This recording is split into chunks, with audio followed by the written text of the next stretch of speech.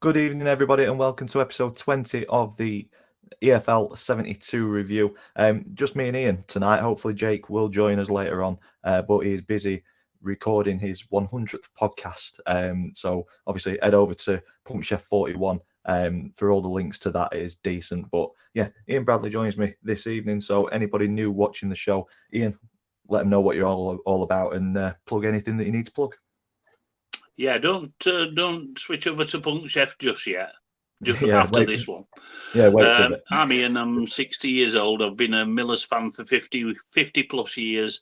And I also am an avid ground hopper. And I do the occasional vlog for Over the Bar YouTube channel, which I enjoy because I'm a neutral. And I think you can sometimes enjoy games better as a neutral than having a vested interest. Yeah, a bit less stressful. Yeah, very, very much so. So if you are new to this channel and this show, get your comments in. They do kind of direct the conversation quite a bit, but we just talk football. We talk all the events of the EFL over the weekend. We go through the Championship, League One and League Two. We'll still be going through League One, but we'll leave it until last, just in case Jake does pop in. Probably worth starting in League Two, because, as you know, Rovers were postponed this weekend. Should have been playing at Crawley Town. Waterlog pitch ended up putting that game to bed, really. But before we move on to any of the games that happened this weekend, a couple of talking points that I want to ask Ian about in this one. Kyle Noyle left for Stockport this week. One of our better players. It's a difficult one to take for Rovers fans. Obviously, is in the last 6 months of his contract. We don't know the ins and outs of it, if he's wanted to move, if he's wanted to go away. But obviously, we got him for free from Cambridge around 18 months ago. So any money that we've got from him is profit. But I'm on the side of the fence that I don't think that's enough profit to warrant losing one of our most creative players and our best performers this season. Having said that, if he'd have left in the summer, I don't think many would have complained too much after the season that pretty much every member of our squad had. Now, my question to you is, have you ever been in a similar situation where midway through a season, one of your key players and one of your more experienced players has been pinched? Exactly the same situation. I can't remember whether it was 2 or 3 seasons ago with Matt Crooks. He was in the last 6 months of his contract and he went to Middlesbrough for, I think, it was reported at 1.5 million. Which, in my opinion, for a good standard championship player that's proved himself in the championship, was a bit of a steal. But the player did want to go, and the club, rather than get nothing for him in the summer, decided to accept a 1.5 million bid from Borough. Which were, like I said, were a bit of a steal, and we were really upset about it because Crooks was a standout performer for us. But we might be going through the same situation later in this transfer window with Dan Barlaser, because Barlaser is, again, in the last 6 months of his contract, and Borough, probably buoyed by the fact that it worked for him last time, have offered 900,000. Which is a joke, because I think he's in the top 5 assist makers in the championship this season. That'd be a steal, then, wouldn't it? He can put 40-yard balls on a plate for people. He's that good. He's got that much humility. He goes missing sometimes in games, but if he can put a ball like that, he's our penalty taker as well, and most of our set pieces are taken by him. He's a really vital cog in our machine, really. And if we let him go for 900, I'll be very, very disappointed. But I can understand Borough being opportunistic and trying it again because it worked last time. So, it does happen, and it happens very regularly. Yeah, it's frustrating. And we've got quite a bit of chatter in the chat. We've got Ryan Jakes, evening, Ryan. Hope you're well. We've got Nat, evening, Nat. Andrew said scandalous decision by our board. They're not willing to spend any money. End of. And I think if it's reinvested in the playing squad, then potentially we we're releasing a player that potentially Danny Schofield doesn't want. I'd be surprised if he doesn't want Kyle Noyle, to be fair, with his ability. Yeah. But I think this is the problem where when people have said contracts should be done and dusted a lot earlier, we've not had a stable managerial structure for 3 years now. So players that managers have brought in won't necessarily fit another manager's philosophy or game plan. So exactly, there's potential that they will want to get rid. But yeah, there's something happening that we're not. A lot of Donny fans aren't happy with at the minute. ATID, Sarkovic to Bolton just for him to leave Bolton at the end of the season. So it's not just limited to Donny Rovers where we lose some of his best players. Lizzie's here. Evening, Lizzie. Andrew, I'm at a total loss with my beloved club at the minute. Not got a clue what direction we're going in. Well, a lot of people say that we're going in a downward direction, and I can see where they're coming from. We're at this lowest point in 20 years. I think the board have made a mistake in terms of saying that the goal was promotion this season. We've said it before, Ian, that it should have been a case of, right, we're steadying the ship here. We need to stop this downward momentum that we've got. We just need to stop falling at the minute and get a stable base, a steady structure, and consolidating League Two this season and push on. But I don't think that'd have been enough for players, for the fans to get excited about in the summer if just been relegated. If the club come out and say, yeah, what we're going to do is try and survive or kind of stable mid-table. Well, people are saying that there's a crisis at Rovers. Probably, I can understand the frustration of the Rovers fans, and I can understand fans getting a bit irate with the non-movement of transfers, etc., etc. But if you want to look at a real crisis, look at Scunthorpe United. That's a real crisis. Yeah, that is owners that have shafted the club for a number of years, and the club looked like it might die. That is a crisis. You've still got a sustainable club to support at Doncaster. Yeah, which it's obviously sustainable. I expected top half League Two when you got relegated last season, just about top half. And I think, I don't know, I mean, if I were a Rovers fan, I probably would be happy with top half, and because it's a slow build. I mean, Danny Schofield's got to be given the time and the transfer windows to build his squad. Remember, a lot of them aren't his players. Yeah, a bit similar to Matt Taylor at Rotherham. He's got to build his own squad and his own style of play. And that doesn't happen overnight. It takes time. Yeah, definitely. We've got Cotton Games. Swindon fan here. You want to stick around because we are going to go to Swindon. And we'll probably start going around the grounds now. We've had a grumble about the Rovers. I think it's time to move on to what happened this weekend. So Swindon Town 5, Grimsby Town 0, and decent start for Charlie Austin. Ian, back at his club, scores the first goal. It looks like the sending off killed that game. Yeah. The early Grimsby sending off. I mean, Swindon at the county ground are formidable opponents for any League Two side, but if you go to 10 men early in the game, you're really up against it. But there were some quality finishes there, and Swindon do look quite strong now. Yeah, I think Charlie Austin's header was decent, and like you say, that red card for Danny Amos, ex-Rovers player, just kind of put Grimsby up against it, didn't it? Yeah, it did. Swindon took full advantage of that to climb back into the playoff spots. Like I say, I think the fifth goal to round it off, I thought that was a really good individual effort. Yeah, it was. Cotton Games in the chat. He was at the game yesterday. Thoroughly enjoyed it. Lizzie, Rovers sending off Claxton. I don't think we have those. I think we just have past scorers, don't we? The guy with the Claxton's not here. Yeah, unfortunately, Jake's not here, so no Claxton tonight unless he shows up in a little while. ATID said, also on the Scunny front, I cannot feel sorry for them at all. I see it's karma from the time Josh Morris scored whilst our keeper was injured. I think it's a bigger picture than that, ATID, to be honest.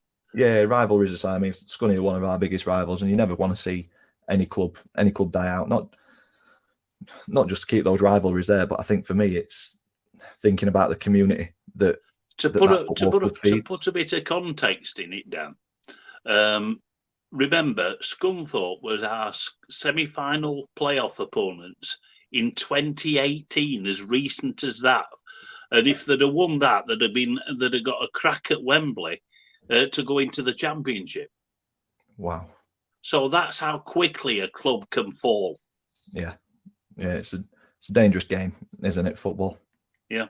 Especially running a football club. But no, Swindon, fantastic result, 5-0 against Grimsby, kept them back into the playoff picture very nicely. You wanted to talk about Gillingham Hartlepool, Ian? Well, a big shout out to Gillingham. I really feel sorry for Gills in the Blood and Matt down there, because he's had a really torrid season. Seems a bit happier over the last couple of weeks, doesn't it? The American owners have started to put some money into the club, and they seem to have recruited some good experienced players. Yeah. And a 2-0 win over their bottom two rivals is a damn good start. Yeah, I think it's the first time Gillingham scored 2 in a match all season. In the league, anyway. More than 2 all season, haven't they? They're only on like 6 or 7 goals. Are they in double figures yet? For goals scored? No, almost. They're on 9. They're 9, and it's January. Oh, God.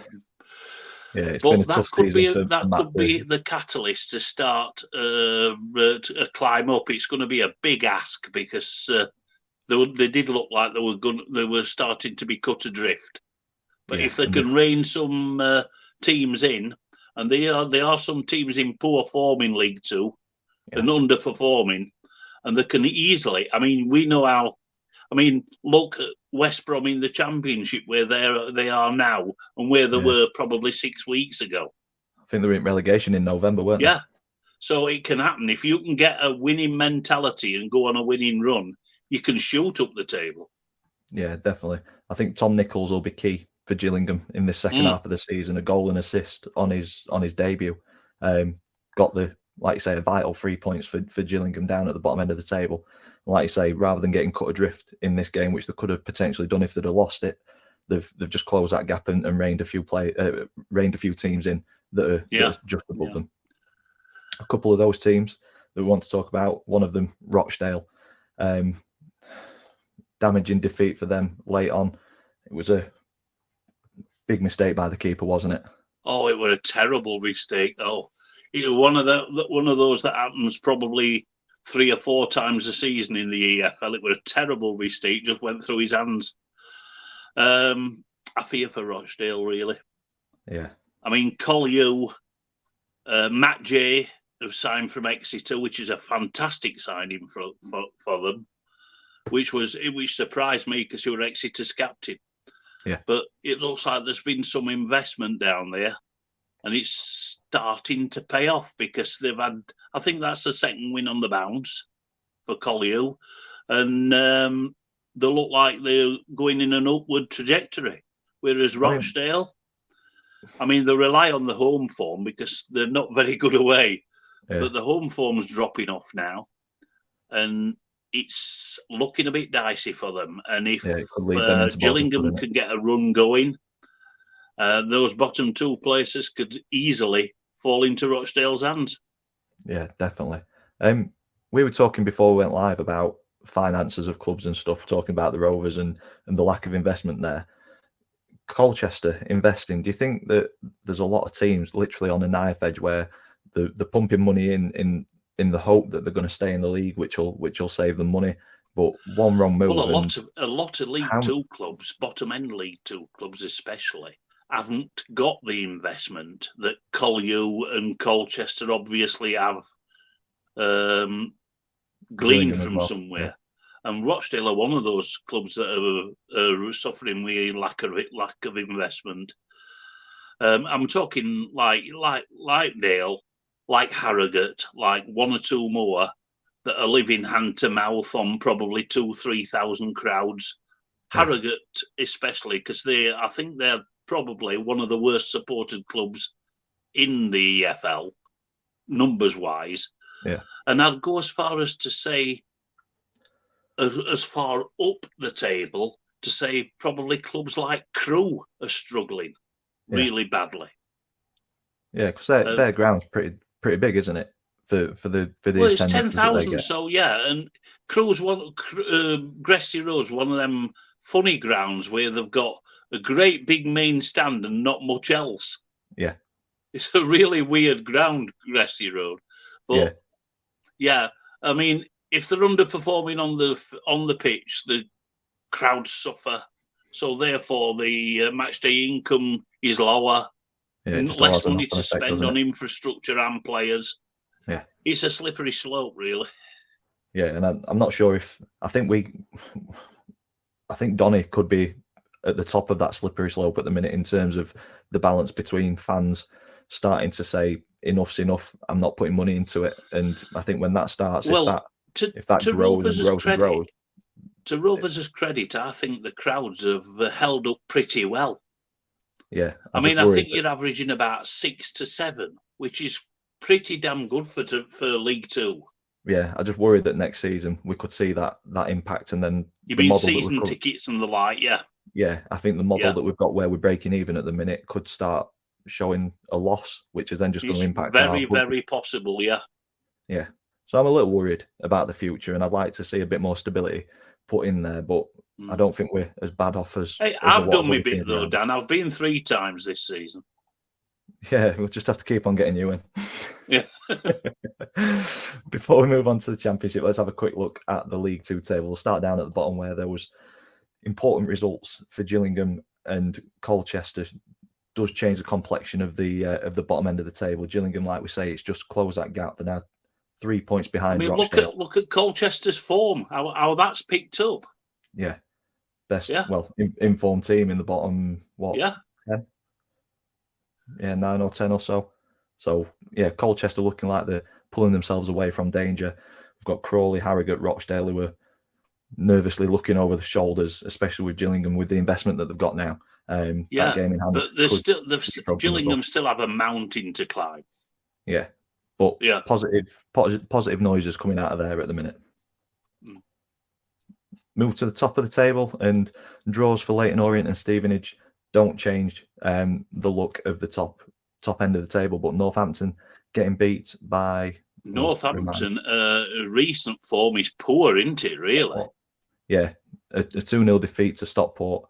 Well, that's no surprise because I still confidently expect Stockport to make the playoffs, even though they're 10th. Yeah, it's still tight though, isn't it? Yeah, very tight. Yeah. Yeah, all it takes is one team to have a run. One team up here to have a blip, and changes, doesn't it? A shameless plug for Over the Bar.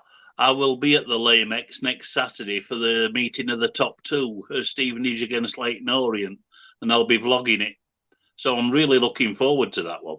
There we go. Keep your eye on that one. If you haven't subscribed already, head over there and click subscribe. Lizzie said Colchester's form picked up after playing us and absolutely tonking us 3-0. And ATID commented, I cannot remember when we reached 9 goals. I think it was mid-August. Feel for Gills fans there. Yeah, definitely. Yeah. It's taken them a long time. Hopefully they get to double figures soon. Moving on to the Championship, and obviously Rotherham 4, Blackburn 0. But if you want to, we didn't have a show last week. It was the FA Cup. So if you want to talk about your FA Cup game first, and then on to this one. Yeah. Well, Again, I vlogged the game for Over the Bar at Portman Road, and we were absolutely dreadful. We hardly got the kick. We got completely and totally outplayed by a League One side, albeit a very, very good League One side in Ipswich. And what I expected, Freddie Ladapo scoring against us came true. We equalised at the start of the second half, which surprised me because we'd hardly been in Ipswich's half in the first half. But Connor Washington went through, Richard Keogh brought him down, and Washington scored the penalty. And we thought, might get a replay out of this. No. Then Ipswich just came straight forward, banged a penalty in, which I didn't think was a penalty, but looking at the highlights, I can understand why it was given. The third goal, good through ball from West Burns, put Freddie Ladapo through. He skipped past Johansson and finished well. Fourth goal, Cameron Humphreys mugged somebody on the edge of the area. It might have been outside, it might have been in. The referee get a penalty, 4-1, game over. Yeah. I enjoyed it though, because I like to tick grounds off. So yeah, we're a good atmosphere as well. But we all went to the New York Stadium yesterday fearing the worst. Blackburn third in the league, scoring goals for fun. The one little bit of light, if you like, was Brereton Diaz not playing because his wife had gone into labour. So we thought, well, that's one less to worry about. But we've still got Bradley Dack, we've still got Gallagher, we've still got one or two to really worry about. Diaz might have got on to the end of. Sorry? I think Blackburn had quite a few chances in the first half where you'd expect Brereton Diaz to be on the end of those. I'd say. Half chances. I mean, Johansson pulled one decent save off. There were a header from Dack that he should have done better with. But we scored after 31 seconds. Akima Doffin.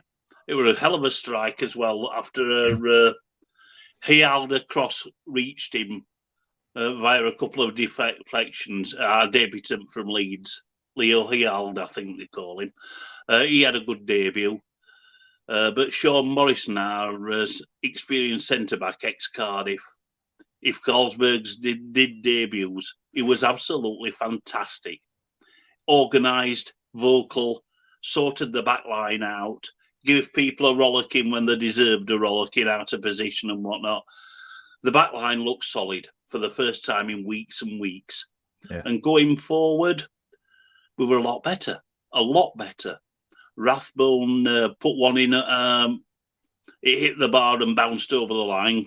Thank God for goal line technology, but it was clearly over the line. Shane Ferguson scored direct from a corner, but I think it was a massive goalkeeping mistake.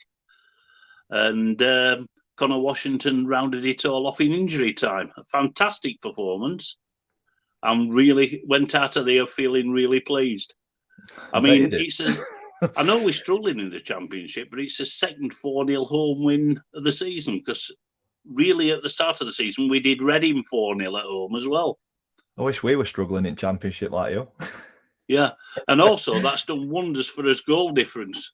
I think we're only on -7 now, which is probably the best of the bottom half dozen. Yeah, we'll have a proper look very at that happy in a short while. But yeah, cracking result.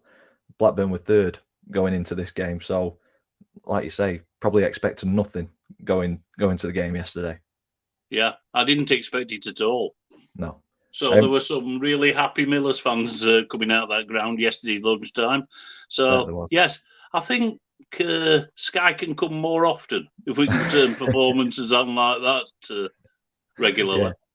I've left this comment up for quite a while from ATID, just so it reminded me to talk about it after you said your piece about the game. He believes Ipswich, Sheff Wednesday and Plymouth are probably better than some of the bottom end Championship clubs.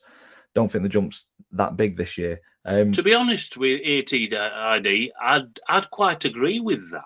Yeah, I would agree with that. Because Ipswich look really good against us. Wednesday looked good, and especially going forward. And Argyle are strong. We all know Argyle's strengths. Yeah. Yeah, I would, because you're getting the likes of Blackpool, ourselves, Rotherham, Wigan, Hull, Cardiff, Huddersfield. To be honest with you, I think they'd struggle. All those 4 clubs I've mentioned would struggle to be in the playoff picture in League One. But the top 3 of the League One do look very good sides. So I wouldn't they just disagree. Look so strong, don't they? The squad that Ipswich, Sheff Wednesday, and Plymouth, they've got very good squads. I'd say that Sheff Wednesday and Ipswich have probably got the better depth. Possibly. What Plymouth are doing, well, the top of the table for a reason. They're doing well. And I think I bet that I was going to say, I don't know whether ATID watched it on iFollow or they were at Portman Road, but I can understand his reaction when that late equaliser went in. Definitely. For Argyle. We will get onto that later on in the show, but we'll carry on with the Championship for now. Luke said, "Evening, how are you?" I'm very good, thank you. Glad to be back on after having a week off. Fine, mate, thank you. And then he's asked if Derby have been on yet. League One is last, and Derby is one of the games that we will be looking at. But the next game that we were on about talking about was a 5-goal thriller. It was Luton 2, West Brom 3, and West Brom turn around a 2-goal deficit. We mentioned West Brom earlier in the show about them being in the relegation zone in November, and I think this was a 9th win from 10 games. If I'm right, if I'm wrong, please in the chat correct me. But yeah, since Corberan has come in, their form has been absolutely relentless, hasn't it? They've always had the players, they've always had the squad, but they've got the belief and they've got the confidence. And any team that can give Luton 2-goal start at Kenilworth Road and beat them, that's a hell of an achievement. Yeah, I think West Brom had only conceded 2 in the last 6 or 7 games as well, and then to go 2-0 down in 10 minutes, it's shows the ability that Luton have got. But then, like I say, to turn the game around shows the class and I mean, Luton at Kenilworth Road are very strong. Yeah, the fans get behind them. It's and they always go. They go into games looking to attack the opposition rather than stand off. So it just makes West Brom's achievement yesterday all the more impressive. Yeah, definitely. But yeah, that win for West Brom does take them up to 5th. And looking at that from November to now, going from relegation zone to 5th in the table is ridiculous, isn't it? It shows what a run of form can do in this division, especially. And then the final game, which one did we say that we're Bristol City, down towards the bottom of the table. We're looking at Bristol City 4, Birmingham 2. And Ian, thoughts on this one, mate? Well, going just before the World Cup break, Birmingham were impressive me. They had a good run of form. They were playing well. They weren't conceding too many goals, and they were looking up. They were looking towards the playoffs. But since the World Cup break, they've gone a bit like Rotherham, to be quite honest. They've gone a little bit backwards. And I would imagine that Birmingham were expecting to take some from Bristol City, who were quite out of form, but they've got good players going forward. Semenyo, he's scoring goals again. Yeah. He went to the World Cup with, I believe it was Senegal, weren't it? I believe so, yeah. Yeah. Well, he put one in, he chested it in, basically. And then Bristol ran riot, really. But they've got some good players going forward. I'm very impressed with that Tommy Conway. I think ATID's just hit the nail on the head with this division, though. This is one of those games that I assume was towards the bottom end of the table, which is it's 17th and 18th. But this win, it's that tight in the championship, though, isn't it? It really is tight. Bristol City 6 points off West Brom, who were in 5th, and that just shows how tight this division is. Yeah. But yeah, they are good going forward. I mean, they beat us recently at New York Stadium, and they really do attack well. Yeah. And I mean, you mentioned... You say what you like about Nigel Pearson, but he does get his teams fighting for him, and they're a...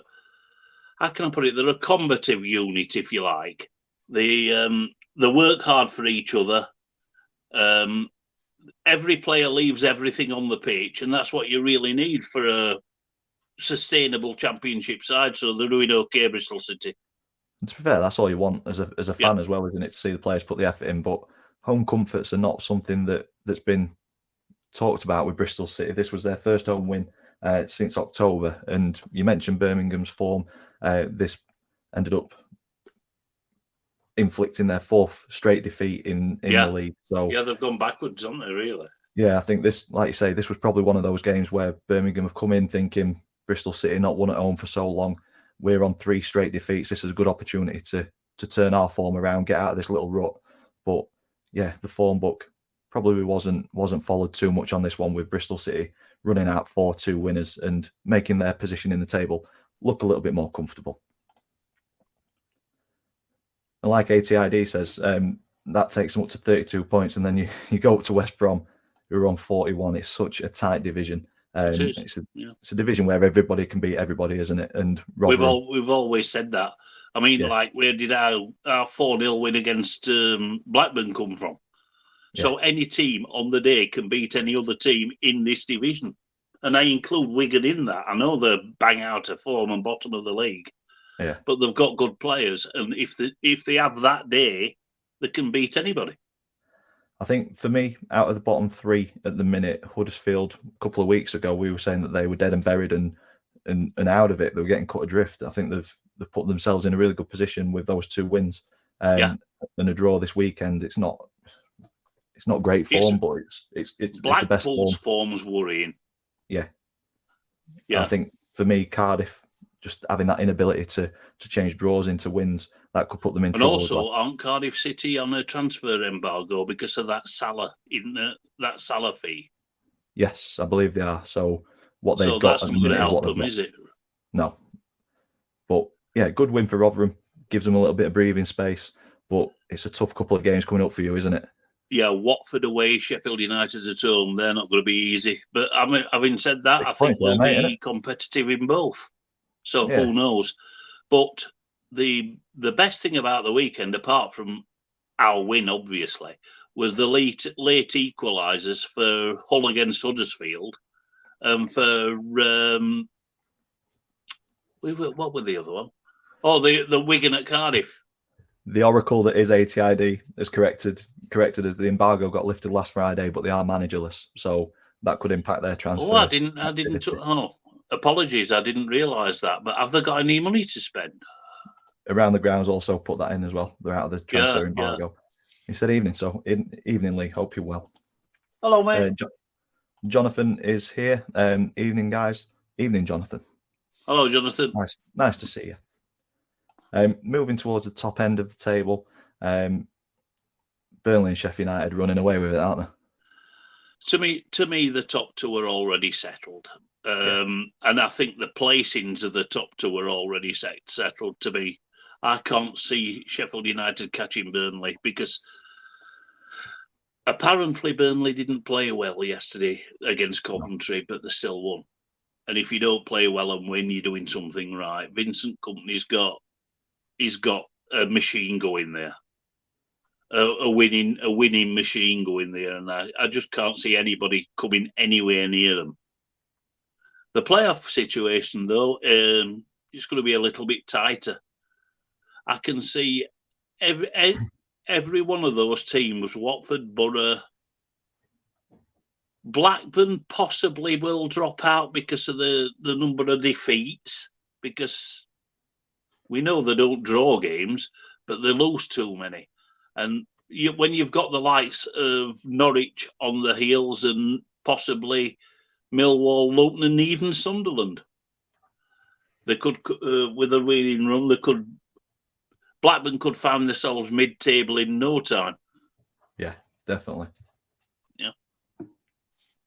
I mean, they didn't impress me yesterday at all. I know they were missing Barrett and Diaz, but apart from 1 or 2 half chances in the first half, I mean, in the second half, they weren't at the races at all.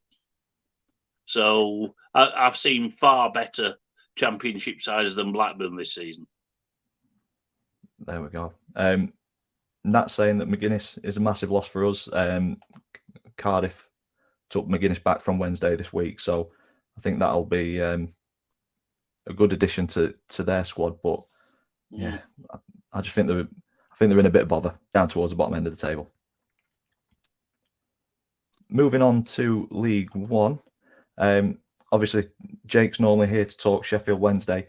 We'll give him a couple more minutes, see if he does get here. So we'll start with Ipswich against Plymouth. And it was 2 massive games towards the top end of League One. Probably a better setup for Sheffield Wednesday in this one, because obviously one of these teams was going to drop points, or in the best case scenario, both teams. In this case, both of them. Yeah. I think it's a better point for Argyle than it is for Ipswich, in my opinion. Yeah, because they were away from home. Ipswich, like I said, very, very, very strong at Portland Road, and I'm sure Schumacher will be delighted with a point from there. Yeah, definitely. I've only managed to see the highlights, and for me, it looked like an absolute pulsating game that was full of attacking chances and just two teams going at it toe to toe, which is what you want to see. ATID is pretty much agreeing with that. He said, "Tell you what, Ipswich versus Argyle wouldn't have looked out of place in the Champions League. Played at 300 miles an hour the entire 99 minutes. Best game I've seen for a long time." It's what you want from a top of the table clash, isn't it? You don't want a dour defensive game. You want both teams going for it, don't you? And it looks like it was there. Yeah, and it's a massive period coming up for Sheffield Wednesday, and that said that they've got Ipswich and Plymouth coming up soon. So yeah, there's going to be points around the ground. Big February for Sheffield Wednesday. So Ipswich and Plymouth coming up for the Owls in February, which points will be getting taken left, right, and centre, won't they? Yeah. But no, wonderful goal by Wes Burns. Absolutely lifted the roof off of Portman Road. Over 29,000 there. I think Plymouth took. That's insane for League One, isn't it? Nearly 30,000. That's insane. Yeah, I think Plymouth took 2,200 around that. Yes, a long old trip up there as well. Not the longest trip they'll do, but I wasn't far off. 2,144. They took, and ATID said the away and when Mumba scored was biblical, not quite Derby, but honestly 4 points off Ipswich this year. Hardy missing from 2 yards was sickening. And Jonathan, not the first time Ipswich have dropped points late on. I reckon all top three could finish on 90 plus points, which is very, very possibly. Yeah. Anthony has joined, said that Cardiff's got an embargo. It's been in the chat. They haven't got the embargo anymore. That has been lifted. So we're all good. And tell Anthony I object to being called the Sheffield lad. Unless he's on about the guy in the chat, I don't know. Oh, I see. I thought you meant me. Sorry. Unless he is just trying to trigger you in. I mean, it might be.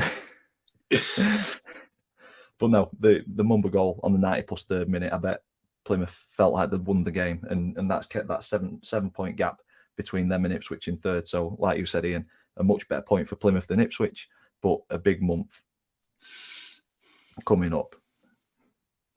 Moving on to Sheffield Wednesday at Wycombe, a worldie settled this one, didn't it?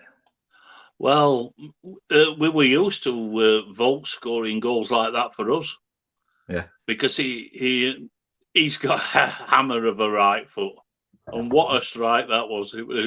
He didn't quite do the backflip, the proper backflip. I think he pulled out halfway through. But yeah, great goal and a great win for Wednesday because Wycombe are strong at Adams Park. Yeah. And I think somebody put on Twitter that we played a lot of football against Wycombe, and Wycombe don't like teams playing football against them. I concur with that. Yeah. But definitely. Yeah, fantastic result, and it's. I mean, Wycombe were on form. That's checked them a little bit, playoff wise. Ainsworth came out and said that he feels that they got beat by the league champions. Very, very possibly. Yeah, he believes that the squad's strong enough to overtake Plymouth, but like we say, February is a big month. It is, but having said that, Wednesday have picked up some more injuries, haven't they? I mean, Byers went off injured, I believe. Bannon's still out. I don't know when Barry Bannon's going to come back. I don't think he's long term, but he was still out. Yeah, any Wednesday fans in the chat, help us out. I think Reece James went off stretchered. Byers went off stretchered yesterday, and then we've got Bannon, that's a big worry for them. I mean, I know they've got a large squad. Yeah, but they're two vital players for them.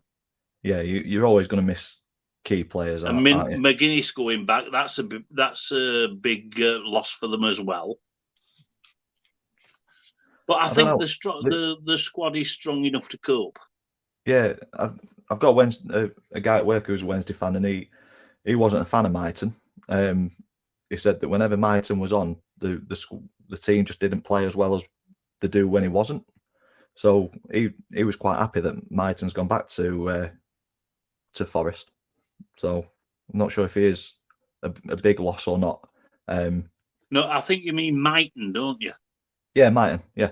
Yeah, I thought you said Bias. Sorry. Oh, No. it's my ears. I'm an old man. There you go. Nat's saying that Hannigan is injured too.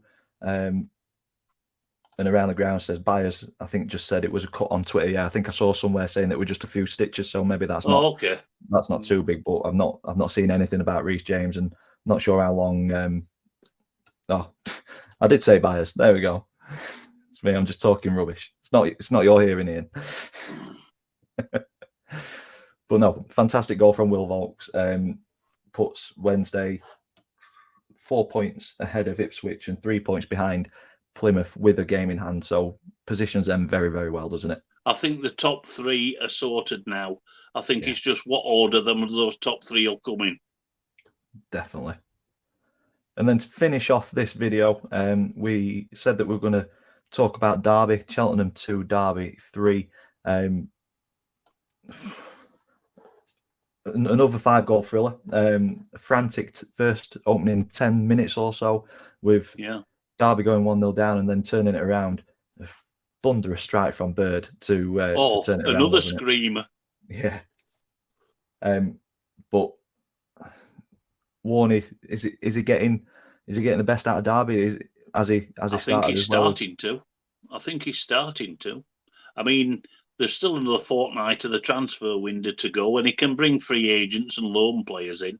Yeah. I think he's allowed to do that. But the squad they've got is very strong. They're very experienced, and they're eking results out. They're still in the FA Cup, which might be to their detriment. Yeah. But as far as playoffs are concerned, I think Warren will get them there. Yeah, strong contender for the top 6, aren't they? Oh, very strong contenders.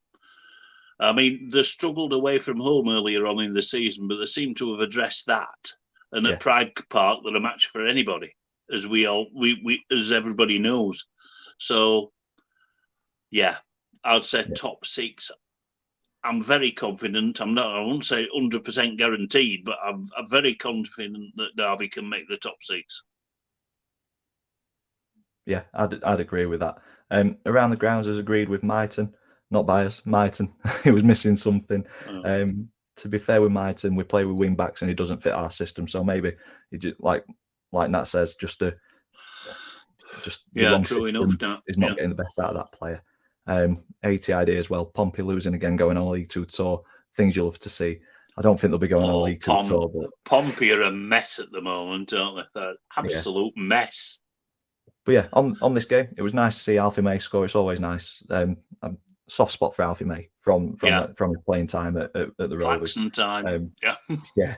But Derby held on for the win, and that has kept them unbeaten in 12 league games, which is some feat. I mean, I forgot to say about Sheff Wednesday, their unbeaten run goes to 18 games across all competitions, but 12 games unbeaten in the league. It shows some. That's incredible, isn't it? Really? Yeah.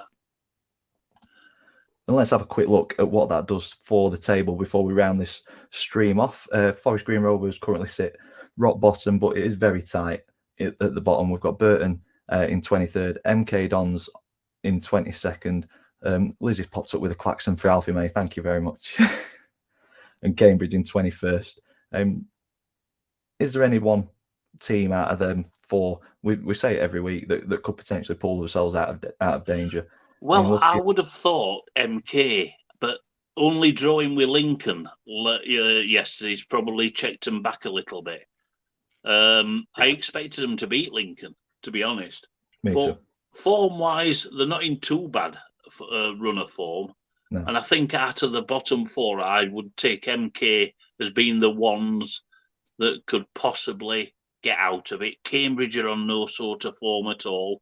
No. Burton, they had that little purple patch, but they started going backwards with heavy defeats again. Yeah. I mean, it's not just they're not just getting beaten; they're getting battered. I mean, Shrewsbury just blew them away yesterday, 4-0 at the Pirelli. So, yeah, I'd be very worried if I were a Burton fan. To me, Forest Green have gone. They've gone. They're going to go down. Yeah, poor form that for Morecambe. the last 5, isn't it? didn't play yesterday, did they? They put 3 wins together. It's a shame they didn't play yesterday because Accrington won. That was a really good result for them against Bristol Rovers. Very good. But looking at that, I would say any 4 out of the bottom 6 at the moment could go down. But I'd have grave doubts on Burton and Forest Green. I think they will get relegated. There you go. I think I'd probably throw Cheltenham into the mix at the minute. Possibly. As well. They just need to be very wary of what's behind them, I think. Possibly.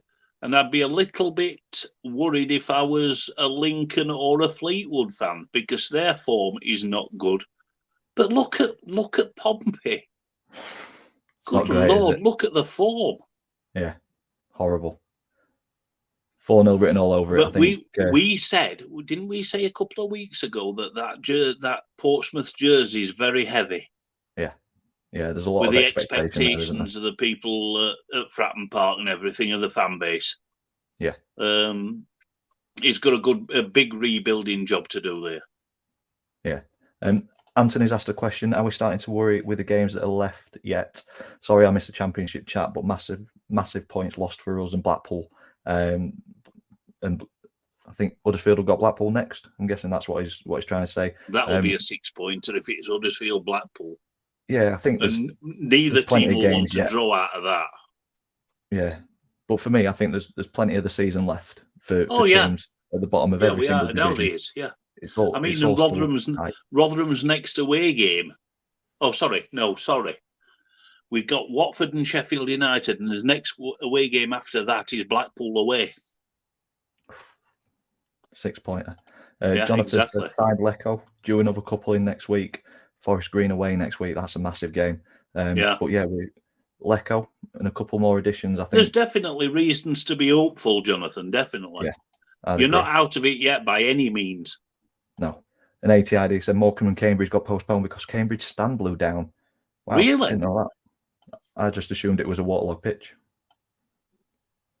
There we go. We'll have to have a look at that. And moving to the top end of the table before we round the video off. Plymouth Wednesday, Ipswich. What a top 3 that is. And wow, there's going to be twist and turns. What a top 4.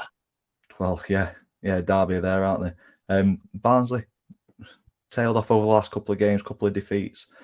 Do you think they've got enough to turn it around? I mean, a couple of weeks ago, Barnsley were flying, and now a couple of damaging defeats for them, really. Yeah. I mean, they were very lucky that Wickham got beat. Yeah, because that had dropped them out of the playoff picture, wasn't it? Yeah. But from what I'm hearing, there's no money to spend. There's no players coming in, so I think they've got the squad that they've got, and see how they do. But yeah, it's a very talented squad. Yeah, Barnsley got a couple of games in hand though, so it's better to have points on the board than games in hand. We always say that, but it's probably a false position at the minute. Games in hand are only any good when you win them. I mean, if you can remember the season before last, we had about 7 games in hand and we lost them all. And that's why we went down. Probably needed 1 point or something. Yeah. But no, that brings us to the end of this show. I've enjoyed it. It's a shame Jake's not been able to come, but obviously 100th episode of a podcast is a massive achievement. So well done on that. And I will make sure to tune in on that. And hopefully everybody watching tunes in to that as well. Head over to Over the Bar, subscribe to that so you get to see Ian's matchday vlogs and his travels around the country. Subscribe to me if you haven't already. But yeah, that's the end of the 72 review. Thank you for watching. Thank you for joining us. We've done it in under an hour. I know. It's because we're only 2 of us. It's easy to have a conversation. Jake is not here. That's why. Yeah. But no, thank you for spending some of your Sunday evening with us. All that's left for me to say is thank you for watching, and we'll see you in the next one.